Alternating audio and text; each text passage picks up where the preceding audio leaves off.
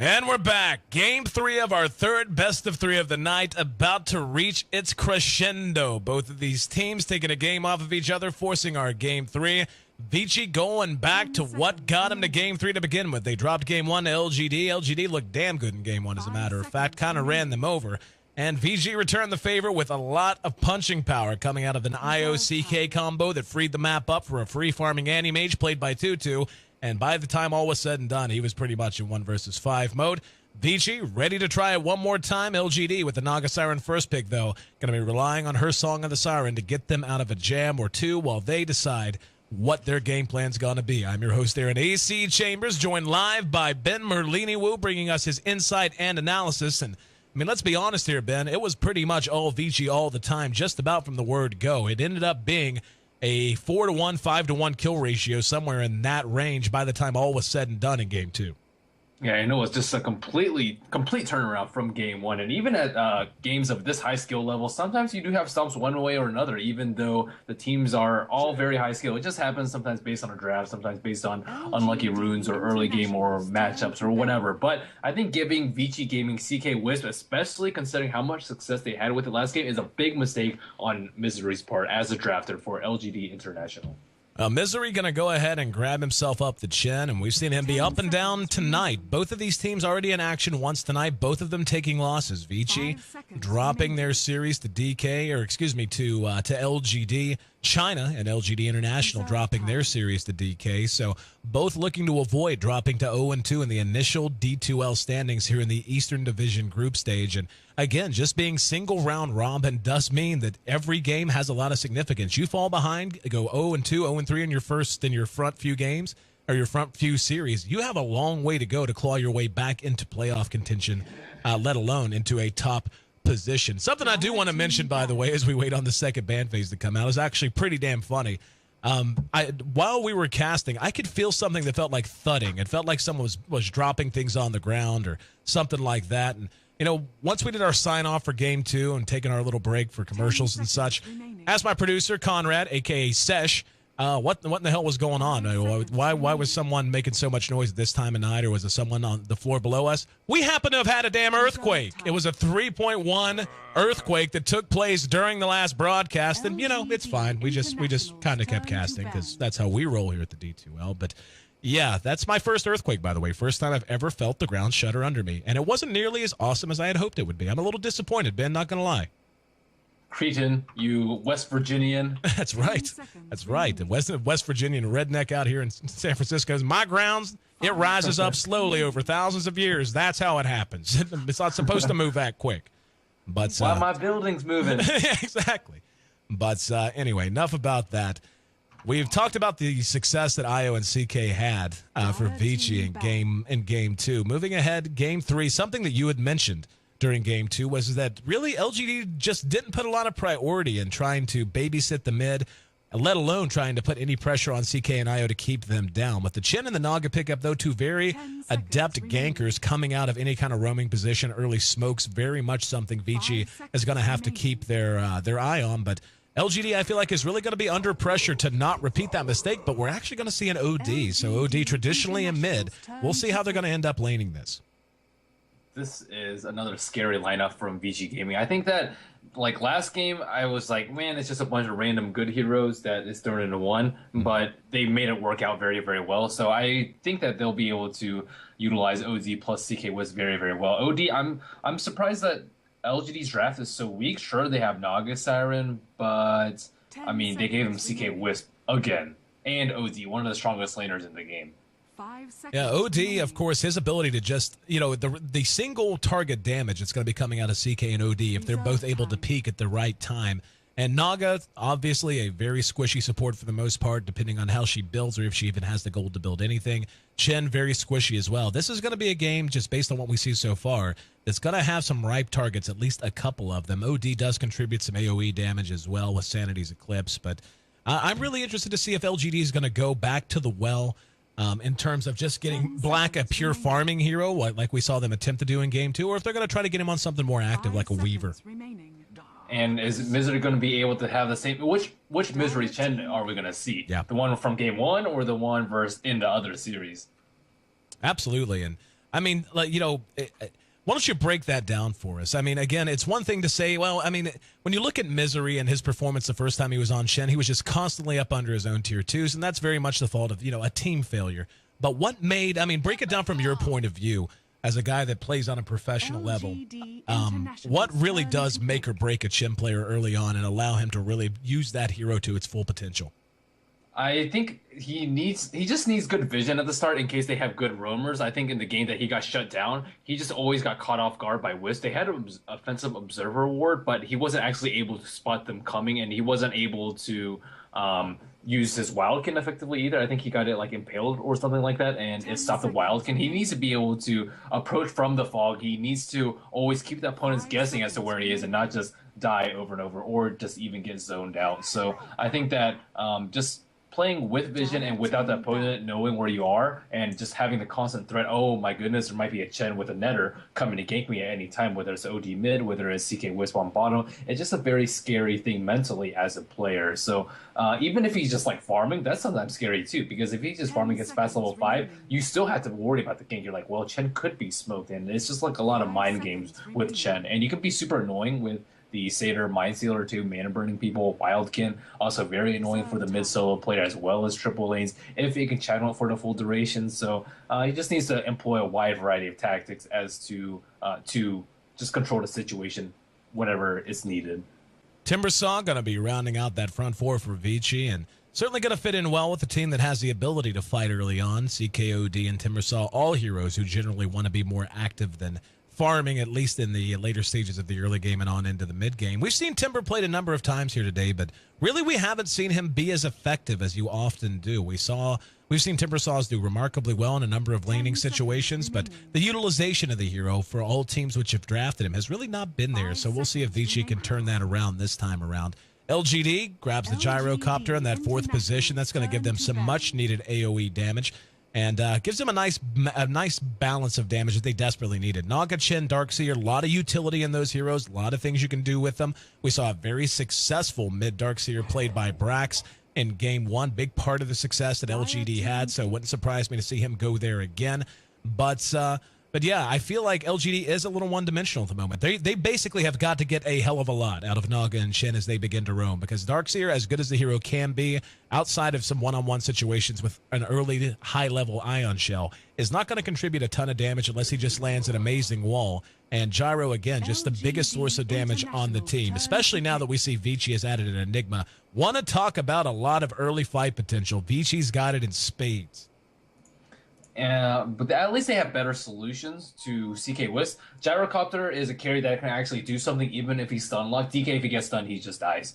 But Gyrocopter, he can drop his call down, he can use his Rocket Barrage right before CK goes on him, and just do a lot of damage back, so potentially they can get a return kill if Gyrocopter is stun locked. So I like the Gyrocopter pick. Also, they have much better counter initiation this game. Before, it was like, okay, if you get stun locked, you're dead. And Spirit Raider can charge, and they can do like minor things like Blinding Light, but it's not going to save a hero from dying. But with Song of the Siren, with Chen send back and heal, with Darkseer with Vacuum and Wall, and Gyrocopter with his Rocket Barrage and Call Down, they might be able to contest the CK Wisp in the early game. They definitely need to do so and not let them just snowball and just crush everybody like last game.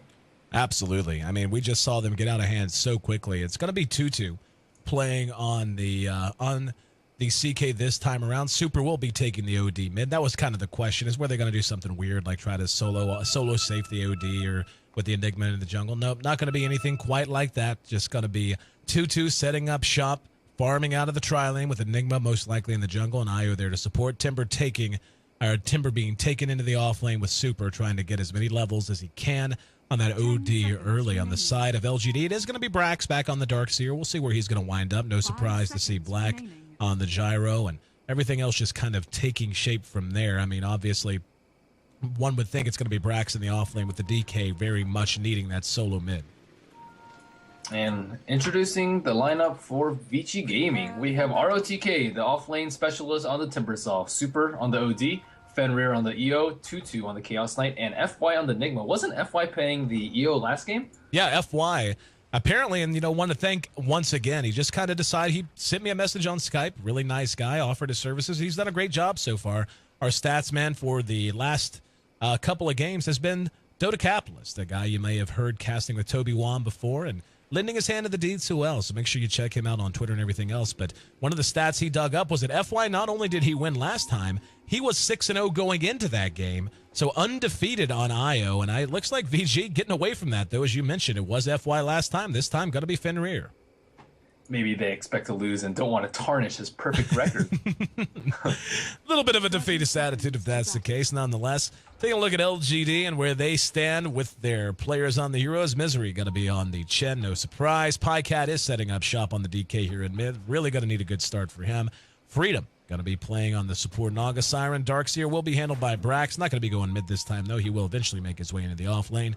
And Black, who struggled quite a bit in Game 2, had some great early farm, but really just the pressure applied from VG with the lineup kind of similar. A bit too much for him to feel like he had any room to breathe as the mid-game dawned. And we are underway, our final game of the evening. VG and LGD International both tied up in this best of 3, both looking for their first win, not just of the series, but of the tournament.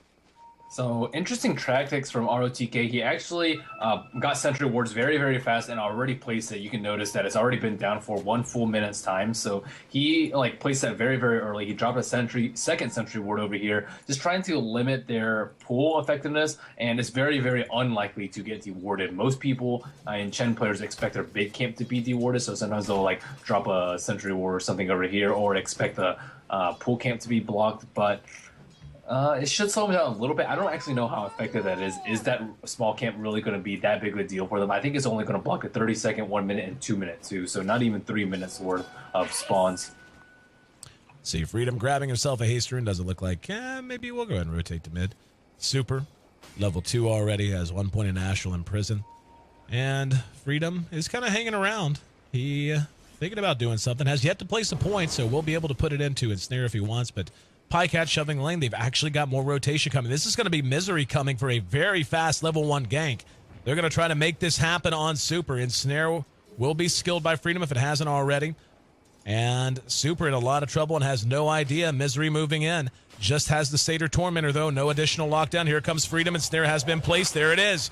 PyCat with no mana, though. Can't do much of anything. Astral imprisoned by some time. Little bit of auto attack damage going to be all they can do. PyCat's actually taking a lot of tower damage here. Another orb thrown out from the Satyr, but all in all, able to withdraw, give the old loop-to-loop through the secret shop and make his way back to safety. So very, very well done. PyCat having next to no mana there certainly did hurt their attempt, though. That was just a gank gone wrong. They wasted a lot of time. Super has plenty of regen. He's just going to salve up. OD is one of the fastest heroes. He's 315 move speed, I believe, without boost, which is just incredibly, incredibly fast. Nagasar, one of the faster heroes, too, with 320. But I think they could have waited maybe 10 seconds and waited for PyCat to get his bottle, get enough mana for Dragon Tail, and then follow up with a stun. They simply did not have enough lockdown. Maybe if it were a Centaur or a Ensnare Creep, they could have locked them down for a little bit. But they don't have Riptide for damage, and Satyr's okay at damage, just not as good as, let's say, a Furbolg. But that's a lot of time wasted, and I think that VG definitely has the upper hand after that failed 3-man gank. ROTK down in bottom lane is certainly getting a lot of experience going toe-to-toe with Black while the supports just simply busy themselves here in the jungle. Nice DD for Freedom, going to allow him to bring down some creeps, get a little bit of gold going. We do see the Dark Troll Warlord is going to spot him. Will he throw the net? ROTK just going to run up, give him a nice little pat on the shoulder, thank him for his effort before he makes his way down into the river. In mid, Super continues to do what is miserable about playing against an OD. He has 91 mana total because of Astral Imprisoned. Enigma in the meantime, though, handled by FY. He's already got his Soul Ring up, so we'll see how quickly they want to bring FY into lane. Brax started out this game in the jungle on the Radiant side, now has made his way into the off lane entirely. Misery trying to gank mid again with a troll this time. He gets the net off, but PyCat doesn't have any mana left. All 3 bottle charges expended. Even if he had a bottle charge, he only has 65 max mana. So Misery, this looks like the Misery from game 1. It looks like level 2.5, 3.5 minutes in, only 6 CS and no ganks yet on Super. He's managed to burn all of his regen, but I believe he has a regen item coming right now. He has Tranquil Boots already. And PyCat getting a little bit too far forward, taking a little bit of tower damage. In the meantime, Black and ROTK continue to just go toe-to-toe. And really, ROTK's doing all right here. I mean, he has to play kind of cautious, knowing that those supports from LGD could come out at any point. his farm is not that bad. He's sitting at 11 CS. Black obviously doing better, sitting at 19. But the CK is the one really benefiting here. A largely uncontested lane for the first few minutes of the game. Now getting a little ion shell harassment, but largely 2-2 just doesn't care. He's on his way to treads. He'll have him up momentarily. And it looks like ROTK has used his second reserve reward to keep blocking this spawn instead of the creep pool spawn. And there's still one sentry left on Chen, so I guess he doesn't want to waste it on the creep pool one. Freedom is sitting at level 2.5 right now. Chen, level 2. Let's check Wisp levels. Level 4 on him and level 5.5 on Enigma. So even though the kill score is 0-0 and it may look even, VG has a huge lead, especially with Brax up maybe at top. First blood on top. In some trouble. Brax cleaned up. There's an ensnare thrown out, but coming out a bit too late. First blood drawn, and the Darkseer, the one to drop, make it 1-0. VG continues their roll of momentum here in Game 3. 5 minutes in. A lot of wasted time. Pycat's like rotating, so they're just wasting time everywhere, though. Taking a look at the early goal graph, we can see, and this is kind of what I expected to see, really. And this comes down to what you were talking about. All that rotation time out of LGD, trying to put pressure on the mid. You certainly understand why they're doing it, but you have to make those things count. Those aren't for free. You don't get to do that and not end up falling behind in other regards. The first blood's certainly a part of that gold lead, but even before that first blood was notched, it was about 1,000 to the advantage of VG. So certainly dodging bullets left and right. ROTK soaking up a decent amount of experience in the face of Black, and Black's farm, again, not even as good as the CK's at this point.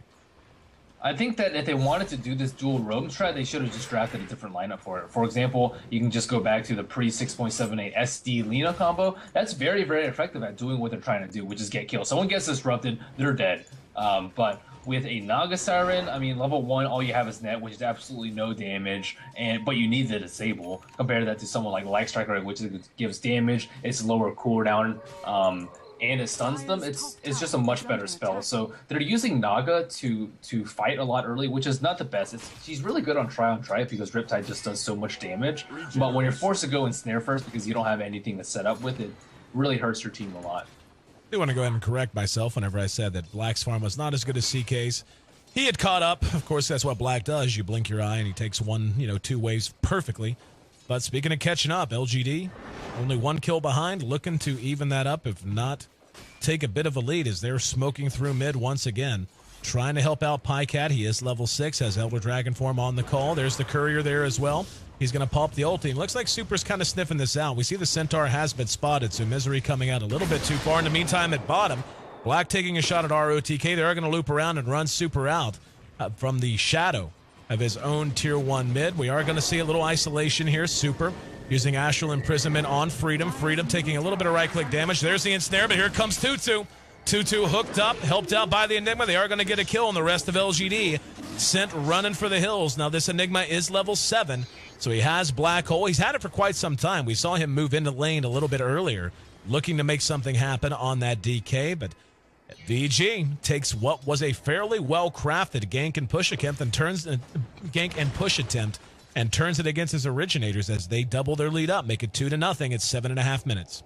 Again, fantastic rotation by the CK, knowing that Super is just under so much pressure and they're playing so aggressively. One hero over here, one hero over here. And if they can just take advantage of that and just punish them for their early aggression, they're even further behind now. 2-0 in favor of Vici Gaming. But the gold grab, almost 3,000. And this is without any towers down thus far. Looks like ROTK may take a fall on...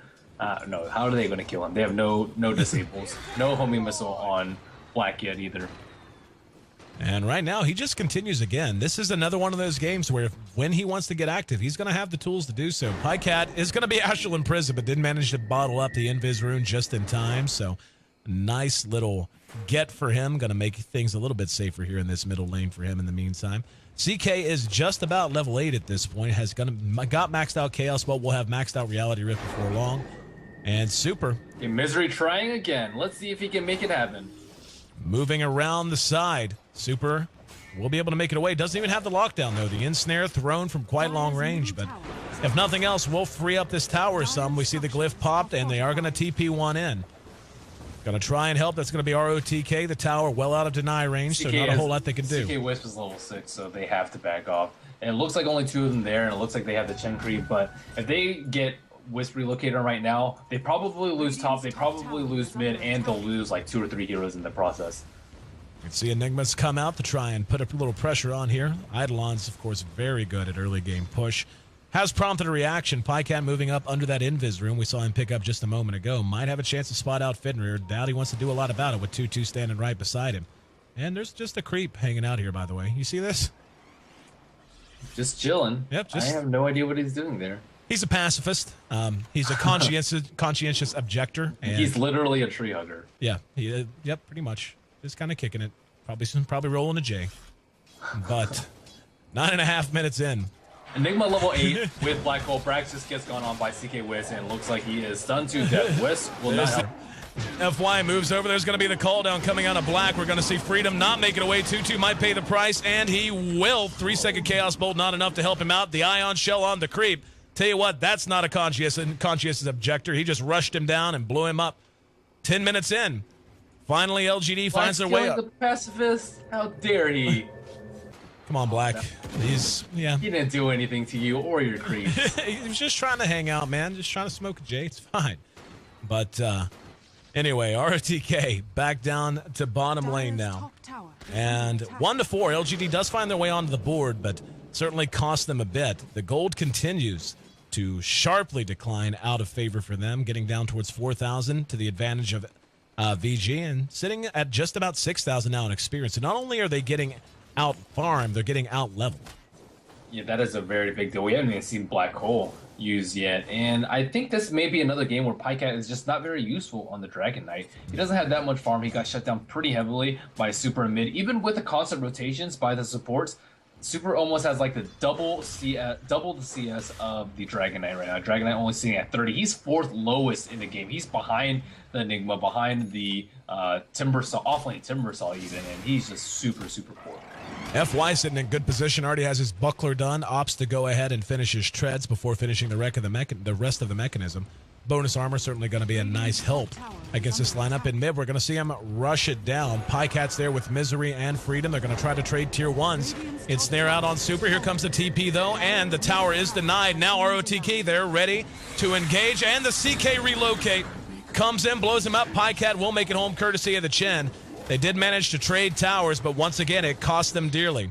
Losing the Chin, and Fenrir going to go back all by his lonesome. And now maybe looking to do something to this mid tier 1. There's going to be a gang of 3 ready to try and hold it. That's going to be Freedom and Brax. There's going to be the Timber Chain in. Chakram out as well. Astral Imprison buys a little bit of time. And there's the ulti. Freedom will be blown up as well. VG, another Chaos Bolt going to be thrown out. That's 3-second stun on Pycat. They're a little banged up at the moment, but again, adding another kill to their total. Looks like LGD will be able to hold this tower up, maybe for a little while. The regen is there. Here comes FY with the Black Hole ready. Chakram out as well. Pycat drops. VG going in with reckless abandon. They will end up losing their Timbersaw in the meantime. It looks like Black continues to have some issues. A lot of pinging going out right now. That was Misery pinging, saying, hey, there's a lot of unfriendly people here. Looks like he actually did just stomp with the Centaur, so...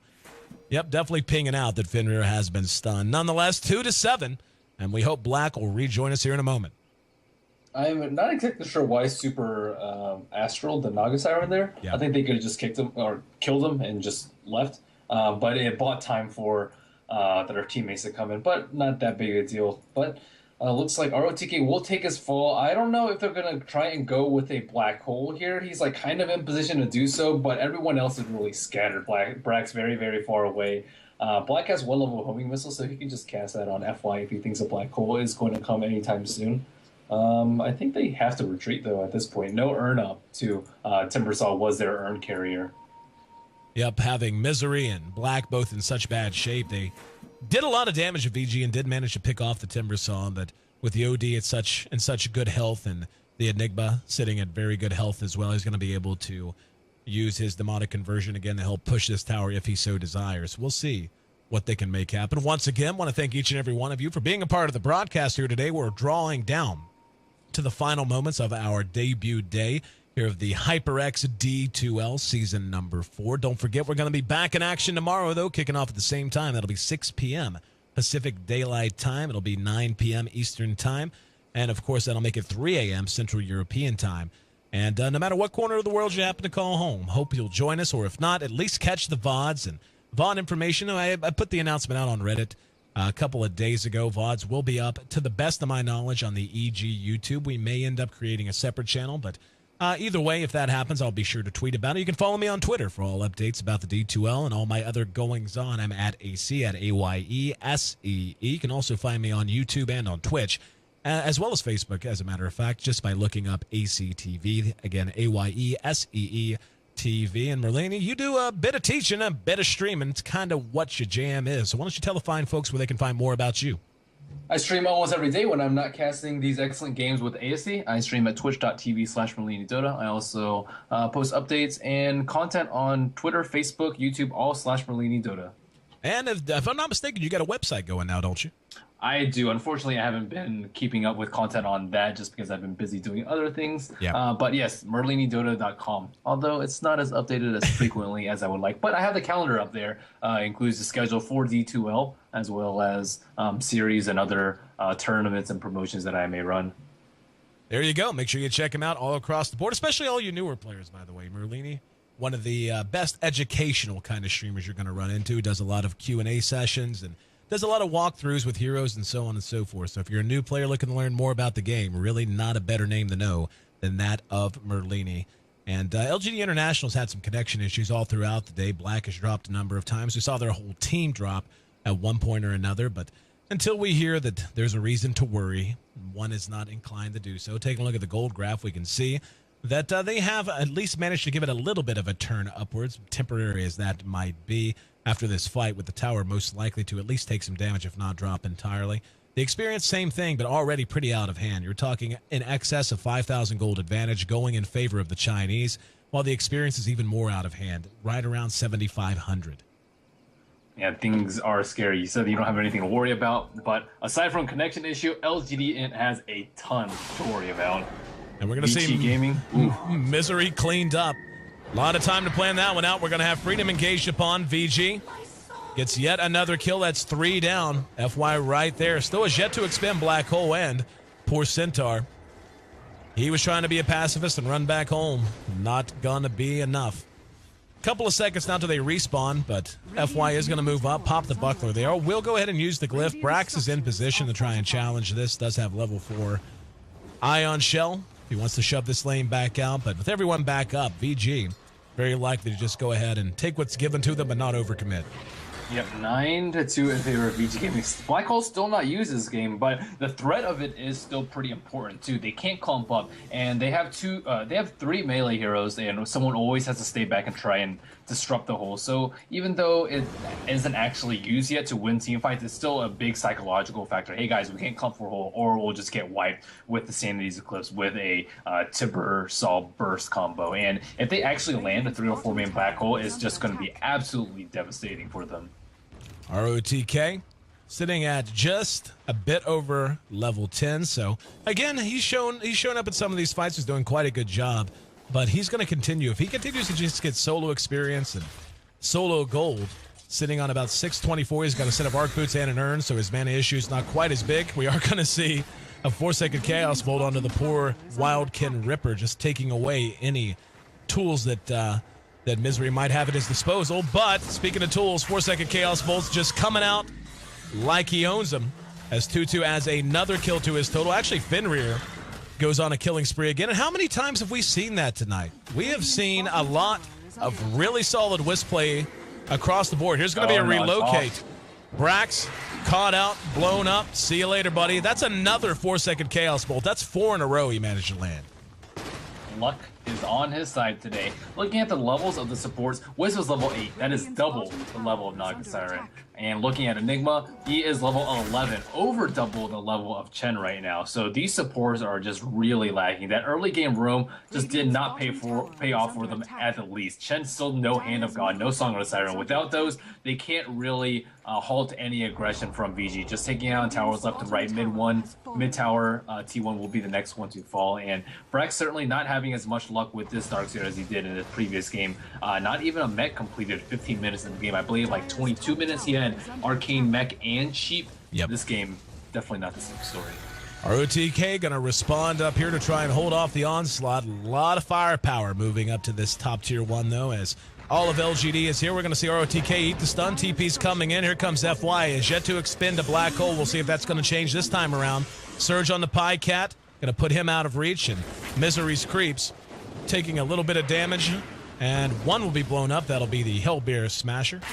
And let's see if they want to go ahead and pursue this out. This is a fake back by LGD. Yep, they're going to move in and go for it. Super going to end up getting blown up. There's a vacuum into the call down. ROTK next to drop after we see the OD. Actually, he made it out. Megas pop. There's the black hole. Got two. He will be ensnared out of it, but the damage may be done. Black ends up dropping. Brax can do nothing but run for the well. 2-second Chaos Bolt. Locks Pie Cat down. Here comes Fenrir across the chasm. That's a 2-for-1 trade. They lose the 2 carries in exchange for the OD, and they're not done. Reality Rift catches Misery. That's going to be a 3-for-1 trade. The fake back from VG trying to be cute with the smoke. Blows up in their face. VG on the warpath looking to take yet another tower. That looked like it was going to be a really close fight, but unfortunately they did not kill Timbersaw right before he Timber Chained away. He had that point booster, that 200 HP definitely saved him right there, and without his damage output, I think the fight would have gone a lot worse. They had the black hole only on 2 heroes. It was interrupted about after 2 seconds of casting, and it looked like Gyrocopter was going to get away, but he just took way too much damage during the black hole, and the fight just went south from there. And it was a really clutch mech by Enigma too, so the Enigma plus a point booster definitely saved ROTK. 16.5 minutes in, we got 14 kills on the board. We're going to have another one attempted here, and yep, there's no attempt to it. Brax blown up, sent back, and really is the tale of 2 Darkseers. Brax's Darkseer in game 1, as you mentioned, just over-farmed to the extreme, and now we're going to have them come back. We're going to see Black blow at least one up. 2-2 will be ensnared down. ROTK's there, and looks like he thought about coming in and thought better of it. Probably the right decision to make. He's got FY behind him. In the meantime, though, we will see the LGD International mid-tier 1 dropping. So they do manage to get a couple of high-profile kills, but now already being tripled up, 15-5. Yeah, that was a little bit risky of them for... they, like, TP'd right in the vision of the creep, so LGD can respond appropriately. If they were just like TP'd a little bit away, just over here, maybe like 300 range away, they maybe wouldn't have been able to just drop a very nice call down setup. So good reaction by Black there, picking up some kills, and that should be his BKB money too. He's just 200 gold away from his Mithril Hammer as well as his Whistle. Black trying to find his farm. Taking a look at the net worth, he is at least in range, but the rest of his team not so much. 4 of the top 5 farmers at this point all belong to VG, and so very often that's when you get to this stage of the game, coming up on 20 minutes, that transition from early game to mid game, whenever you just have one team supports that are that far ahead, and we talked briefly about this, little items, magic stick, magic wand, so on and so forth, having tier 2 boots instead of tier 1, that can give you such a tremendous advantage as you move into the mid game. And when you look at the gold graph, that's definitely going to be the case. I mean, certainly 2-2's doing a bit better than Black, but not that much better. 12,000 gold, roughly, the advantage for VG. The experience in that 5-digit territory as well, and they're going to look to add to it, as well as add an Aegis to the inventory of someone. And Fenrir has a Ghost Hunter right now. That's very, very far for support with... Jeez. Gyro adding a BKB to his inventory. Black's going to lead the way. They come in under cover of smoke. There's an Astral Imprisoned. Sentry does go down. And they're going to try to engage off this. Chakram slows him down. He will be caught. Song of the Siren. Well timed from Freedom, though. Are they going to engage? Walls down. And there's the call down. Black's going to BKB in. 2-2 in a lot of trouble. Forced staff to safety. There's the black hole. And he managed to get 3. They come back in. OD drops the hammer. Brax tried to surge away. No such luck. Misery next on the kill list. And they're going to pursue Blackout as well. An absolute disaster orchestrated by this man right here, FY, who showed us phenomenal wisp play in game 2, orchestrates a 5-man wipe with a lot of patience and a well-timed black hole. Give the man support of this evening anyway. Wonderful play, and that's going to be the Aegis going the 2-2 as a result. Yeah, huge black hole there. I don't exactly know where the Naga was, whether he was caught out or not, but they just dropped way too many spells immediately after the call down, trying to burst down CK. Also, there was that really clutch force staff by the OD, pushing him away while he was ensnared. So they used Song of the Siren, and the snare was already gone. I'm pretty sure they used Vacuum. DK, I think, was caught in the hole, so they didn't really have anything to stop the hole there. And wow, and we see how team fights go once he actually lands a decent black hole. That wasn't even 5 heroes, that was just 3 of them. Yep. 2-2 with a DD. Gonna be looking to make something happen at bottom. And really at this point, VG has got to just be feeling confident as can be. FY moving back into the jungle to get some items with his black hole on such a long cooldown. Not a whole lot he can contribute. Oh, wow, Reality Rift interrupted there. Very luckily for him, but DD on that Chaos Knight, if he hits a crit there, he just about one-shots him. 1200 CS, or excuse me, 1200 HP. 1 or 2 shot if he manages to get a crit with that DD on. And 2-2 though, well on his... They're trying to relocate. Well on his way to his own BKB. We'll see if they can make something happen. This has forced a big reaction out of LGD. A lot of Wildkins trying to get the Tornadoes in the mix to slow this down. Darkseer finally does complete his mech. That's at least a bright spot.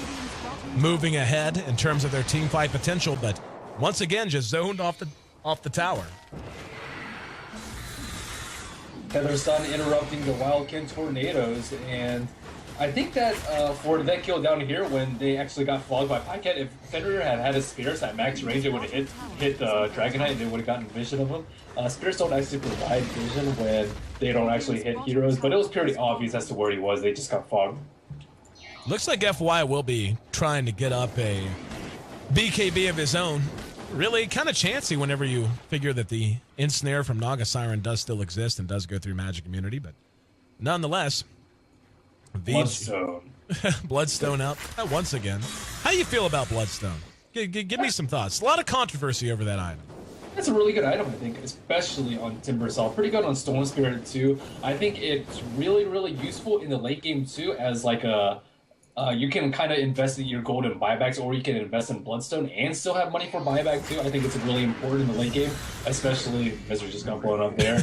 Especially when it's like close to the end of the game, where like one buyback determines the end of the game. But in general, just very cost-efficient item. The Suicide is kind of cool. I don't really know why people hate on it. Are people Bloodstone haters? Oh, tons. I've heard everything in the world about that item. About whether it's a pub stomp item, is it a legit competitive item, is it cost effective enough to justify the cost? And only on certain heroes.